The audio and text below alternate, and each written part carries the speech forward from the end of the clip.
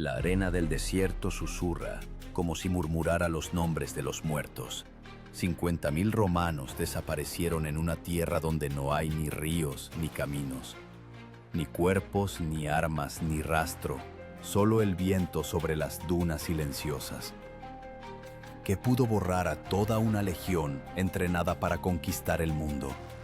¿Por qué uno de los ejércitos más disciplinados de la antigüedad se disolvió como un espejismo?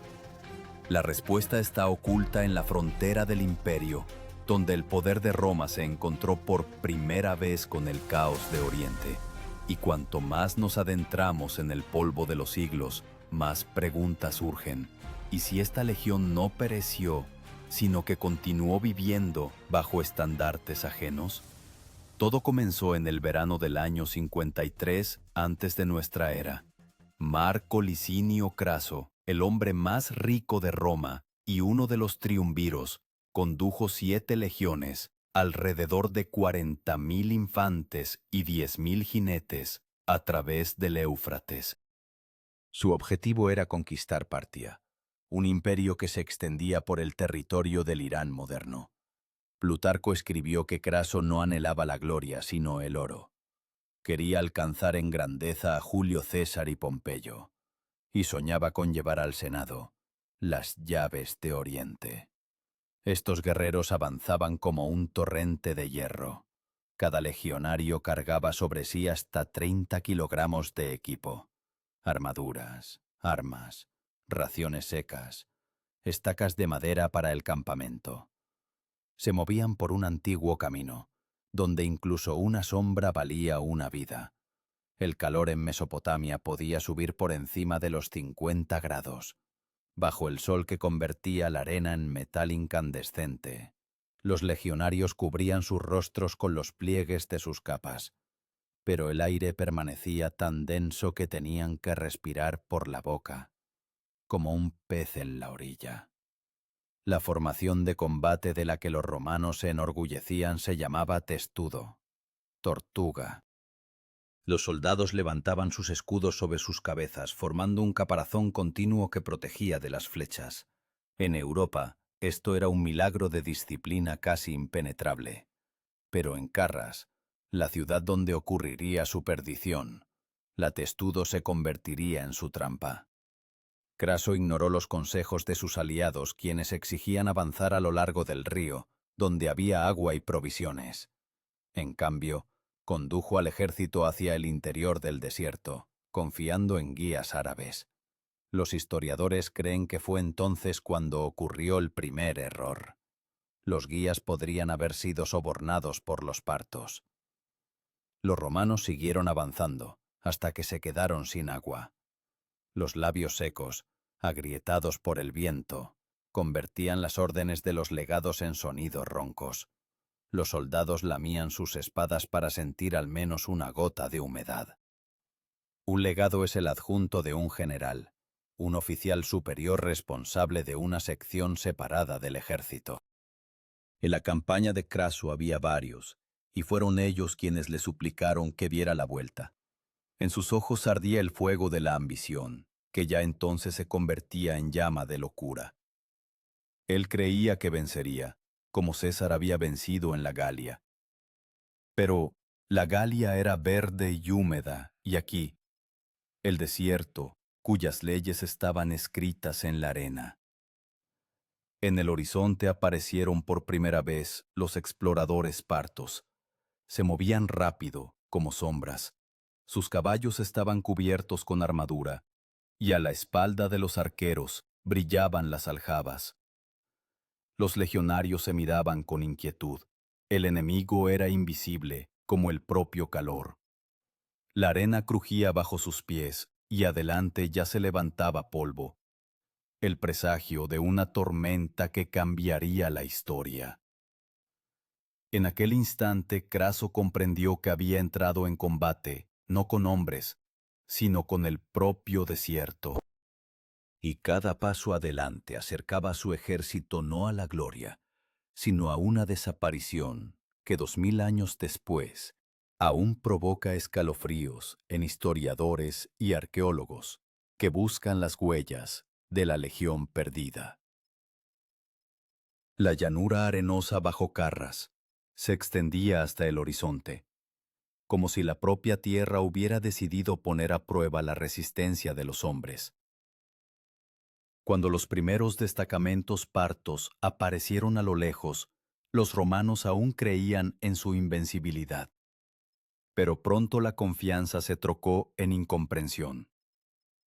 El enemigo no se apresuraba a entrar en combate. Se movían a lo largo del frente como burlándose. Sus armaduras brillaban con los reflejos del sol, y cada maniobra iba acompañada de cortas señales de trompetas de bronce. Parecía que no era un ejército, sino una danza de la muerte. Los partos eran maestros del combate a caballo. Su arma principal eran los arcos de largo alcance, con una tensión que podía perforar incluso un escudo romano. Estos guerreros actuaban según el principio de golpea y huye. Atacaban de repente, desataban una lluvia de flechas y desaparecían, sin permitir al enemigo entablar combate cuerpo a cuerpo. Precisamente a esta táctica las fuentes antiguas la llamaban el disparo parto. Esta técnica consistía en que el jinete, fingiendo retirarse, giraba el torso a galope tendido y disparaba una flecha con precisión al enemigo que lo perseguía. Cuando las flechas silbaron por primera vez sobre las cabezas romanas, el sonido fue similar al tañido de un martillo de herrero. La densa formación de legionarios zumbó por los impactos, la madera de los escudos temblaba, y el aire se llenó de polvo y sangre. Los legionarios cerraron filas, formándola testudo, pero las flechas partas golpeaban desde arriba, penetrando entre los escudos. La gente caía, sin ver siquiera al enemigo, y cada caído obstaculizaba el movimiento de los demás. Uno de los legados, Cayo Casio Longino, propuso a Craso cambiar de táctica, romper la formación y pasar a una defensa maniobrable. Pero Craso, cegado por el orgullo, se negó. Él creía que la disciplina era más fuerte que el engaño, y sin embargo, la disciplina no pudo detener las flechas que caían como lluvia. Plutarco escribió que los romanos permanecían inmóviles, como clavados al suelo, hasta que sus filas parecían erizos cubiertos de flechas. Los partos empleaban un sistema especial que les permitía no detenerse, camellos cargados con reservas de flechas. Cuando los arqueros agotaban sus aljabas, se retiraban, tomaban nuevas flechas y regresaban de nuevo. Este sistema de fuego continuo agotaba moralmente a los romanos. Bajo el sol ardiente, sin agua ni descanso, cada hora de batalla se convertía en una eternidad. Ese día los legionarios comprendieron el significado de la palabra carra, que en arameo significa piedra. La tierra bajo ellos se volvió dura como el acero, y el aire, fuego. No podían retirarse. Los partos los rodearon en un anillo y golpearon sin cesar. Un centurión, comandante de una centuria, gritaba órdenes, hasta que las flechas lo atravesaron por completo. Sus hombres aún permanecían de pie alrededor del cuerpo, cuando la arena bajo sus pies se tiñó de rojo. La palabra centurión significaba más que un simple oficial. Era la espina dorsal de la legión, un hombre que podía hacer que 100 personas murieran sin inmutarse. Sobre sus hombros recaía la férrea disciplina, gracias a la cual Roma había perdurado durante siglos.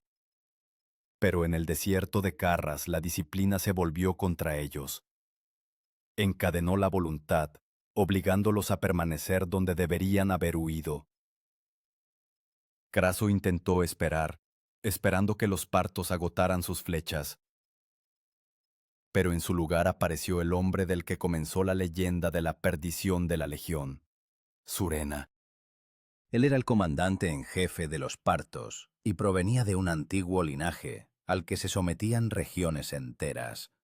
Según Plutarco, Surena tenía menos de 30 años, pero ya comandaba un ejército de 10.000 jinetes.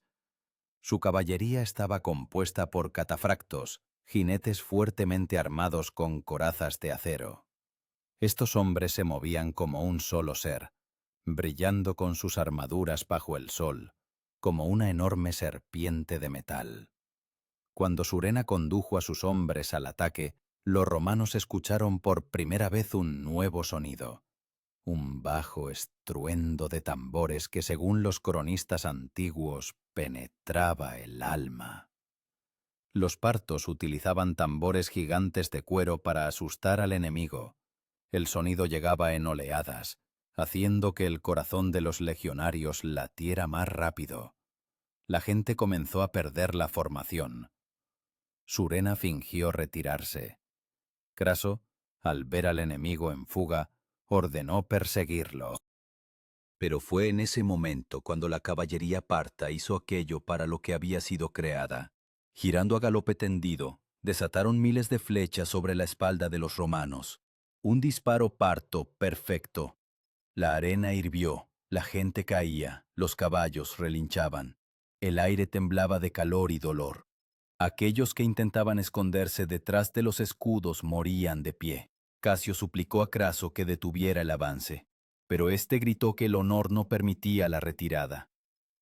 En ese momento, el mando dejó de existir.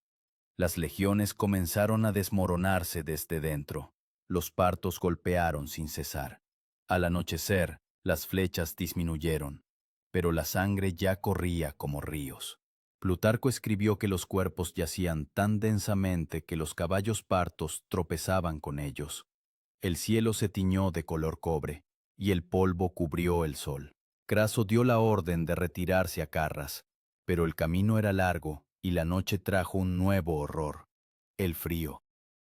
En el desierto caluroso, por la noche la temperatura caía casi a cero.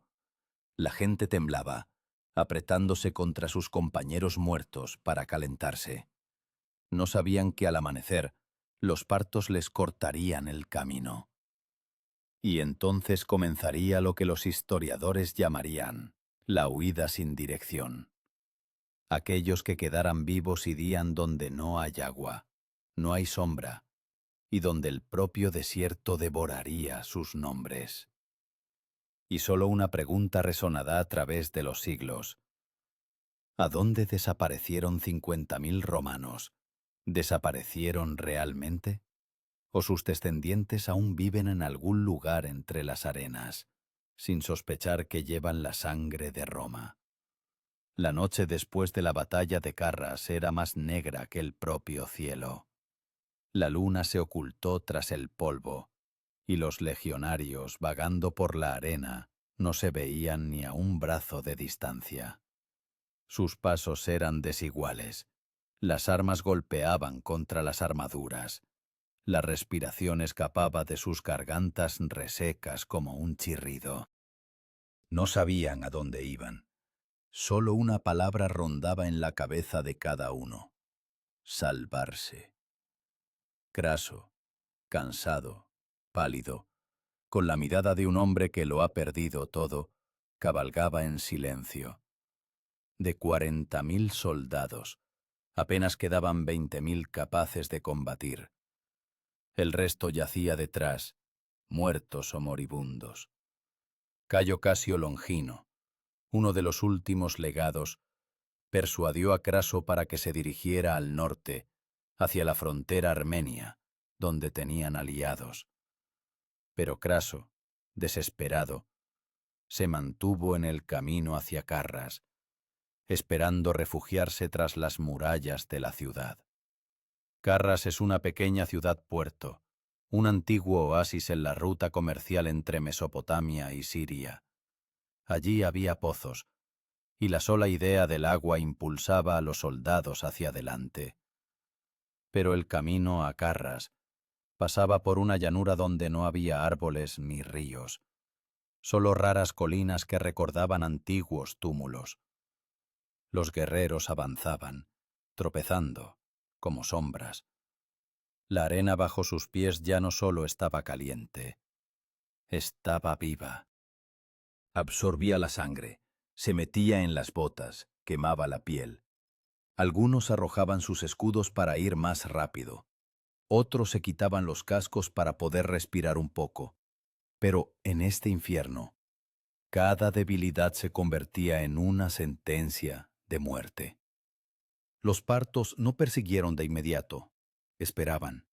Surena sabía que los romanos estaban exhaustos y decidió acabar con ellos por la mañana. Silencio. Dividió el ejército, enviando parte de la caballería a cortar los caminos hacia el agua.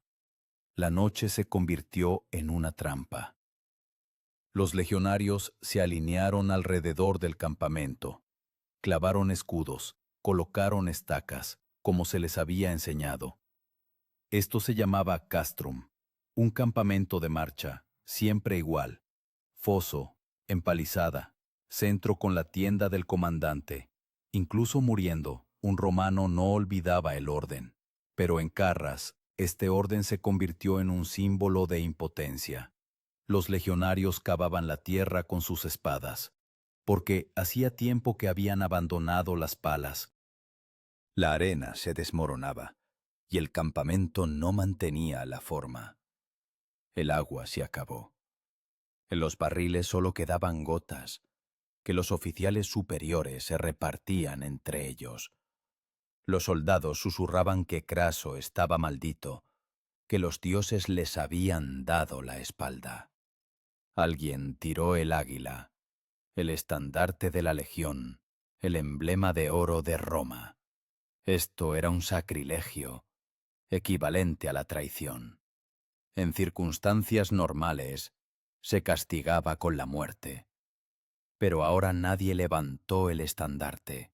Al amanecer, los partos regresaron. El sonido de los tambores volvió a recorrer el desierto, como el latido del corazón de un gigante. Desde el horizonte aparecieron los catafractos, brillando con sus armaduras. Los romanos, exhaustos y quebrantados, intentaron formar filas, pero no tenían fuerzas. La testudo ya no salvaba. Los brazos no se levantaban para sostener los escudos. Craso ordenó tomar posiciones defensivas en una colina donde se encontraban los restos de las legiones. Su hijo Publio Craso, que comandaba la caballería, intentó contraatacar para distraer a los partos. Publio era valiente, como su padre, orgulloso, como toda Roma. Pero el valor sin cálculo en el desierto es igual al suicidio. Los arqueros partos rodearon su destacamento, y cuando las flechas se agotaron, desenvainaron sus sables. Los historiadores escribieron que Publio, comprendiendo la desesperanza, se quitó el casco y ordenó a un compañero que lo atravesara con su espada.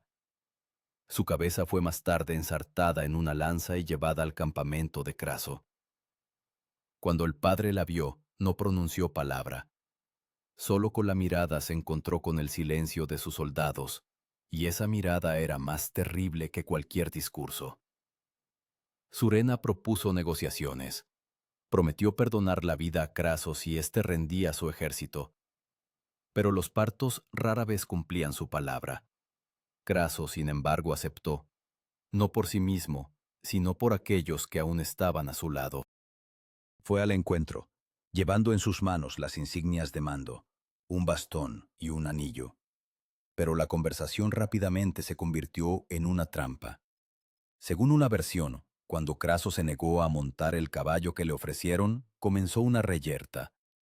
Un jinete parto lo atravesó con una lanza. Así terminó la vida del hombre más rico de Roma. El destino del ejército no fue menos trágico. Tras la muerte del general, las legiones fueron completamente aniquiladas o capturadas. Alrededor de 10.000 hombres, según diversas fuentes, sobrevivieron y fueron llevados lejos hacia el este, a las fronteras de Partia. El resto permaneció para siempre en las arenas de Mesopotamia. Y, sin embargo, es precisamente aquí donde comienza la parte más enigmática de esta historia. Porque a medida que las huellas de las legiones se disolvían en las estepas, en las crónicas chinas, décadas después, apareció una extraña mención sobre guerreros con corazas de hierro que luchaban en un muro de escudos. Los cronistas chinos no sabían quiénes eran, pero describían su formación, similar a la formación romana de Testudo. Los historiadores aún discuten. ¿Acaso una parte de la Legión Perdida llegó a las fronteras del Imperio Celestial y pasó a servir allí en el exilio? ¿O es solo una leyenda, nacida del viento que lleva por el desierto los nombres de aquellos que desaparecieron para siempre? La arena guarda silencio, pero de vez en cuando los arqueólogos encuentran en Asia Central extrañas monedas romanas, hebillas de bronce, puntas de flecha con letras latinas. Posiblemente son ellas, débiles reflejos de aquel ejército que se fue al este y nunca regresó. Y por lo tanto, la historia de Craso y sus legiones no terminó en Carras, solo cambió de idioma, la arena por la seda y la memoria por la leyenda. Y en algún lugar de esta transición entre la muerte y el olvido nace una nueva pregunta. ¿Se puede perder uno para siempre si todavía se habla de ti 2000 años después? Tras la muerte de Craso, el polvo de la batalla se asentó, pero su sabor permaneció en el aire durante décadas. Los partos celebraron la victoria. Por primera vez en la historia, las legiones de Roma no solo fueron derrotadas, sino humilladas. Surena organizó una procesión triunfal en honor a su victoria. Por las calles de Seleucia hizo desfilar a los romanos cautivos, obligándolos a llevar sus estandartes boca abajo, señal de derrota definitiva. En la plaza se erigió una estatua de oro de Craso, en cuya boca, según Plutarco, se vertió metal fundido, símbolo de la insaciable codicia. Así, Oriente se vengó de Occidente por un siglo de desprecio. Pero a continuación comienza aquello por lo que esta historia ha perdurado a través de los siglos. Con la victoria parta desaparecen decenas de miles de personas, veteranos, centuriones, portaestandartes. Los historiadores coinciden en que unos 10.000 romanos no murieron, sino que fueron hechos prisioneros y trasladados al este, al interior de Partia. De ellos nace la leyenda de la Legión Perdida. Los soldados capturados pasaron a formar parte de la enorme maquinaria del Imperio Parto. Podrían haber sido utilizados como guarniciones, trabajadores, a veces, como mercenarios. Algunas crónicas mencionan que los prisioneros fueron asentados en Margiana, una región fértil al pie de las montañas, en la frontera con el actual Turkmenistán. Allí, cerca de los oasis de Merv, se han encontrado varios objetos romanos, puntas de pilum y fíbulas, características de la época de la República tardía. Los arqueólogos debaten, pero la conexión con Carras parece demasiado obvia para ser casual. En el ejército romano existía el concepto de signífer, el portaestandarte, el hombre que llevaba el águila de la legión. Para los romanos, la pérdida del águila era una deshonra peor que la muerte. Después de Carras, de las 7 águilas, ninguna regresó. Solo casi 30 años después, Marco Antonio, en una de sus campañas en Oriente, logró recuperar algunas de ellas, pero la mayoría permaneció más allá del Éufrates. Estas águilas doradas, posiblemente, adornaron los palacios partos, recordando el gran día de su triunfo. Mientras tanto, los legionarios supervivientes emprendieron un viaje que fue un milagro. Fueron conducidos a través de estepas y desiertos, cada vez más al este, para evitar su fuga. Caminaron durante semanas, perdiendo compañeros, hasta que llegaron a las fronteras de Hircania y luego de Bactria, la tierra entre el Amu Daria y el Hindú Kush. Allí se pierde su rastro. Y aquí, más allá de las montañas, comienza otro capítulo, no sobre Roma, sino sobre China. Aproximadamente 20 años después, en el año 57 antes de nuestra era, las crónicas chinas describen una batalla cerca de la ciudad de Sisi.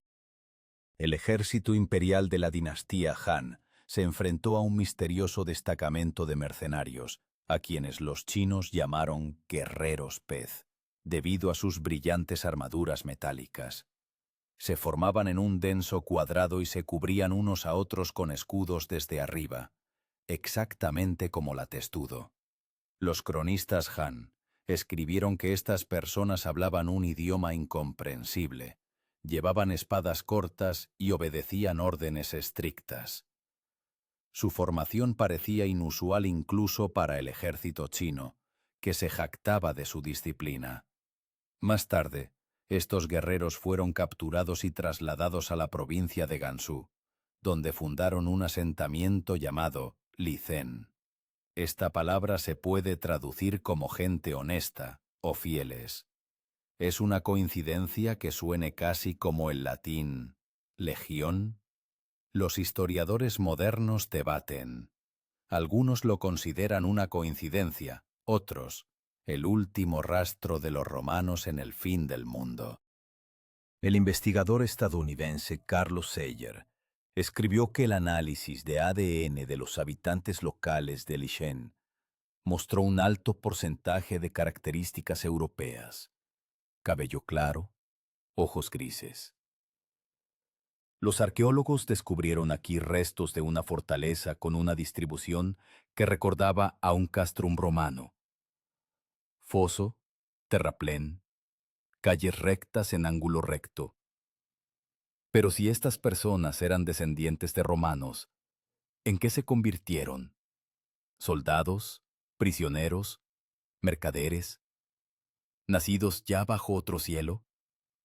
Posiblemente, sus descendientes participaron en el comercio a lo largo de la gran ruta de la seda, que conectaba Roma y China.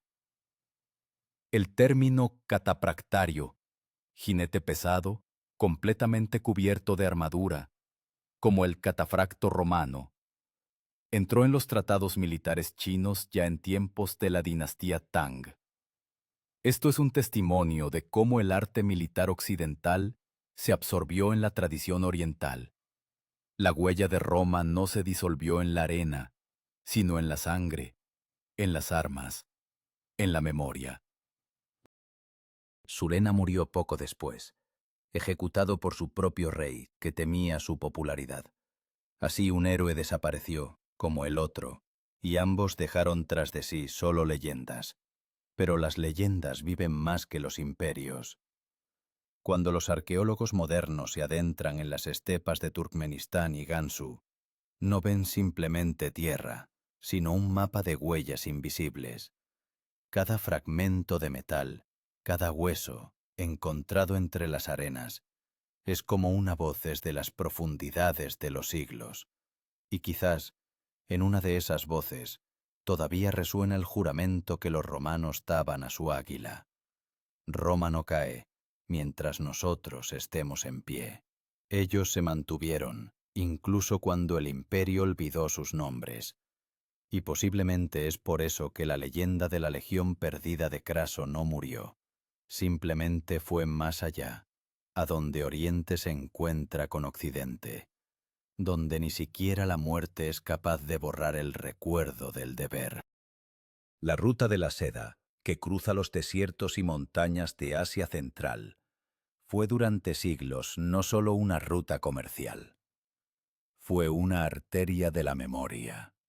Fue aquí, entre las caravanas con especias, seda y oro, donde pudieron haber caminado los descendientes de aquellos mismos legionarios que una vez siguieron a Craso a Mesopotamia.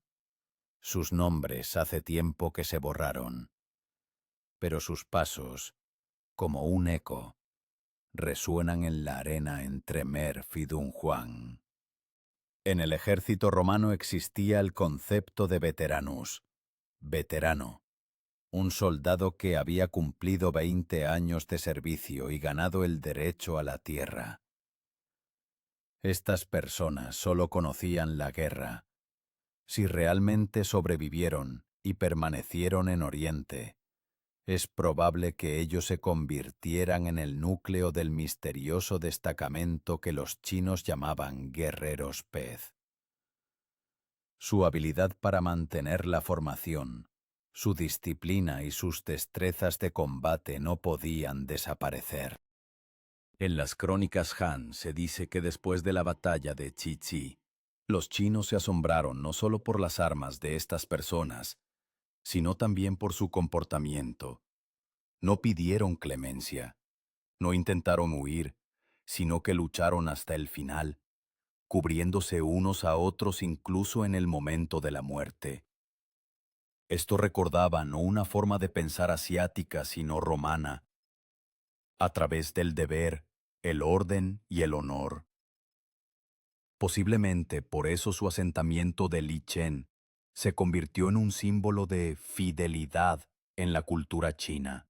Los arqueólogos han encontrado en esta región objetos inusuales, hebillas de hierro, similares a las romanas, restos de muros con ángulos rectos e incluso huesos de personas cuya forma de cráneo difería de la típicamente oriental. Estos datos no prueban directamente el origen romano, pero crean una densa sombra de duda.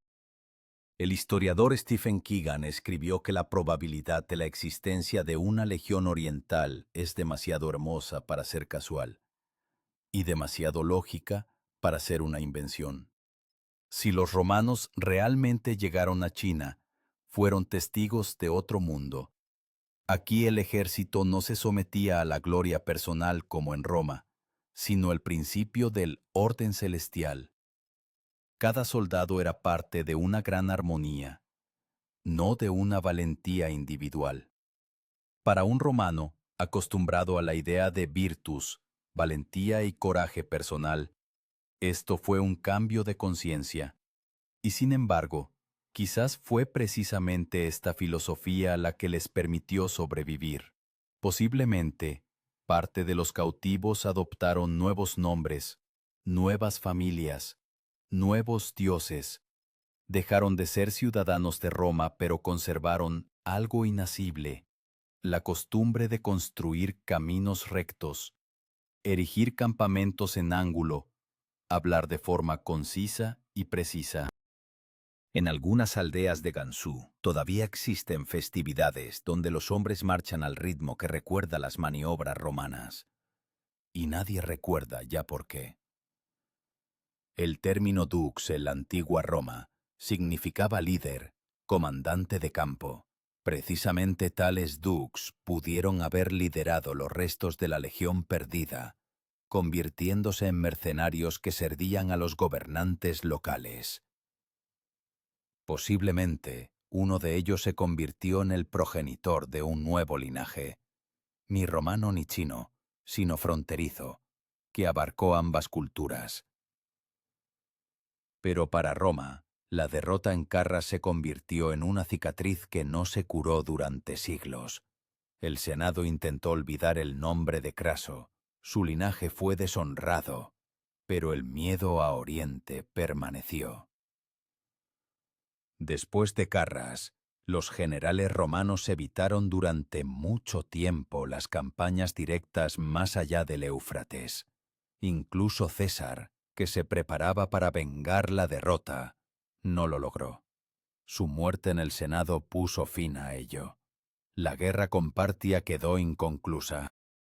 Y para Oriente, esta victoria fue un recordatorio de que Roma no es un dios, sino un hombre. Los partos utilizaron los trofeos romanos en sus ceremonias. Conservaron las águilas de las legiones como prueba de que incluso la disciplina férrea puede romperse ante la táctica nómada y la paciencia. Y sin embargo, el tiempo es el juez más imparcial. El imperio parto pronto se debilitó. Fue reemplazado por Persia, luego los sasánidas. Y Roma siguió viviendo, expandiéndose, como el aliento de un gigante. Pero en algún lugar lejano, en las montañas de Asia Central, pudieron haber vivido los descendientes de aquellos que fueron parte de su cuerpo y espíritu. Y este espíritu sobrevivió en ellos, aunque bajo otros nombres. El historiador Adrian Goldsworthy señaló que la historia de la Legión Perdida no es simplemente un enigma, sino una metáfora de la propia Roma. El imperio siempre se consideró eterno, pero incluso en la derrota sus semillas brotaron donde nadie esperaba. Si los descendientes de los legionarios realmente vivieron bajo el cielo chino, entonces Roma, en cierto sentido, se convirtió verdaderamente en una potencia mundial. No por sus conquistas, sino por la memoria. Hoy los arqueólogos no buscan el oro de Craso, ni las águilas, ni las lanzas. Buscan la confirmación de que la cultura puede sobrevivir a la perdición, que las personas son capaces de llevar una tradición incluso sin un nombre. Cada artefacto encontrado no es solo hierro, sino un susurro. Todavía estamos aquí. Y, quizás, es precisamente este susurro el verdadero legado de aquellos 50.000 romanos que el desierto no destruyó, sino que simplemente escondió. Se convirtieron en un puente entre dos mundos, testigos de cómo la muerte puede transformarse en una nueva vida. Pero quedó una pregunta que aún inquieta a los historiadores. Si la leyenda es cierta, ¿dónde yacen los restos de Craso? Su cuerpo no fue encontrado ni por los partos ni por los romanos. Unos decían que su cabeza fue enviada al teatro de Seleucia y utilizada en una tragedia como atrezo. Otros, que la arena lo devoró por completo. De una forma u otra, la muerte de Craso se convirtió en un símbolo no solo de la codicia, sino también del eterno error de la civilización, la creencia de que se puede conquistar todo. Y, por lo tanto, la historia de la Legión Perdida no es simplemente un relato de derrota. Es una historia de cómo la soberbia se convierte en eternidad, si en ella hay al menos una pizca de tenacidad humana.